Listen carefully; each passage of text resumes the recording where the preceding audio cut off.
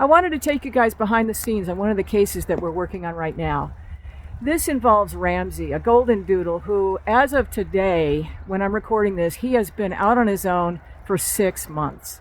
Now, it took us a while to figure out where he has gone, as is typical for many of our rural cases.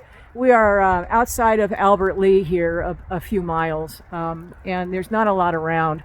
But when we finally figured out where Ramsey had gone, it made perfect sense, and here's why. This house, the people that live here do rendering of deer, pigs, cows, and they take the waste and byproducts from the rendering process and they put it in a pile on the edge of their property. At some point, Ramsey found this rendering pile and started bellying up to the buffet every night. So we followed our normal process and put up a Missy trap. Now, we tried to get him to enter the Missy trap using various baits and attractants, but with a ready source of food nearby, he just wasn't having it, and he wasn't going to enter, and that became pretty clear to us.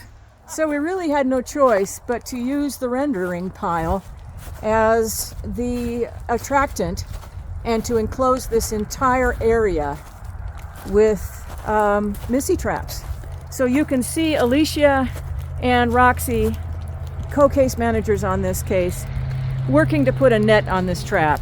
We're not taking any chances with this boy.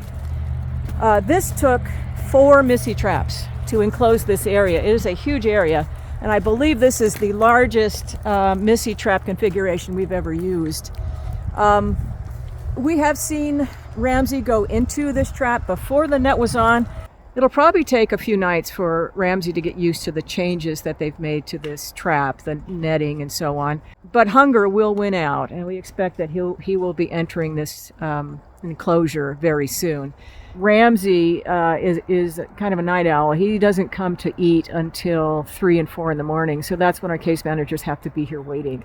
But once they see him safely inside the trap, they're going to manually close this gate, and we will finally have this boy and be able to bring him home. I wanted to show you this case because it's a great example of how well equipped our case managers are. And that's solely because of the support that our community has provided through the years. From the first $200 that we raised for the initial original Missy trap to today, when we have a cadre of well-equipped case managers as well as a burgeoning team of drone pilots and 5 drones that we have right now. We've only been able to do this because you have provided the financial support to make it happen. So on behalf of the team, I wanted to say thank you for your support and have a very happy rest of the holiday season and a safe and prosperous new year.